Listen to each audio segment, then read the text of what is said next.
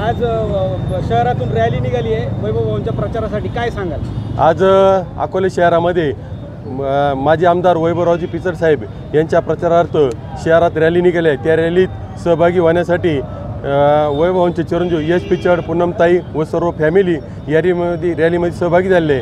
त्यानिमित्ताने सर्व नगरसेवक, नगरसेविका व सर्व नागरिक हजारोच्या संख्येने सहभागी झाले। त्यानिमित्तानं सर्वांनी सहभागी व्हावे व 20 तारखेला वैभव भाऊंची निशाणी आहे रिक्षा, 6 नंबरचं बटन दाबून वैभवांना मताधिक्यानं निवडून द्यावं ही मी अकोले शहराच्या वतीनं विनंती करतो। आरोप करतात की 40 वर्षात काहीच झालं नाही तालुक्यामध्ये। 40 वर्षात जर काही झालं नसतं तर सगळ्या अकोले तालुक्यात फुफुटा असता।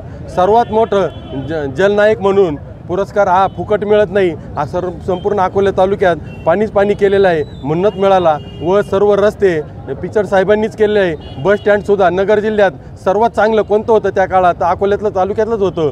त्यामुळं सर्वांनी 40 वर्ष लोकांनी सांभाळून घेतलं, परंतु खोटा प्रचार करून आमदार निवडून आले। त्यामुळं आता सर्व नागरिकांना कळालेले खरा विकास कुणी केला, त्यामुळं अपक्ष असूनसुद्धा सर्वात जास्त लीडनं वैभव निवडून येतील ही आम्हाला खात्री आहे। देवटांच्या सभागृहात रोहित पवारांनी विधान केलंय की पिचड साहेब जे आहे ते लांबटेंना आतून पाठिंबा देण्याचं हे करतात, याच्यावर नाही अजिबात नाही, असं काही होणार नाही, झालेलं पण नाही आहे। मिटिंगा नाही, पण खोट्या वावड्या उठवायच्या आणि निवडणुका जिंकायच्या हेच मोठं फटका आहे।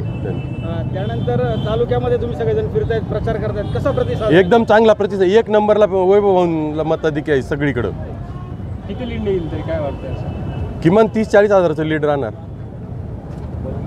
सगळे दावा करतायत, काय बलस्थान आहे त्यांची? निश्चितच वैभव भाऊंच्याबद्दल विचार केला आपण, संपूर्ण पिचड फॅमिलीबद्दल आपण विचार केला तर सर्व धर्मांना समावेशक अशी फॅमिली आहे, सर्वांना सोबत घेऊन चालणारी फॅमिली आहे।